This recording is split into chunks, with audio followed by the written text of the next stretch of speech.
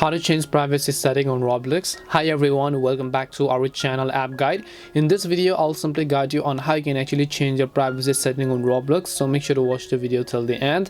In order to change your privacy settings on Roblox, all you have to do is just open the Roblox app or the website, which means roblox.com, and then sign into your account. Then once you sign into your account, you'll see this type of interface where you have to tap on the gear icon from the top right hand side of the screen, and then you'll find the option called settings. And then once you find the option called settings, you'll find the option called account info, and then once you tap on account info, just tap on it, and then here you'll find the option called privacy, so just make sure to tap on the privacy option.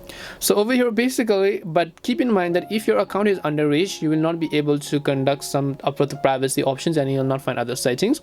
But if your account meets the guidelines, then of course you'll be able to change who can communicate with you, default custom, who can message you such as everyone or whatever else, who can chat with me, and then who can chat with me again everywhere else.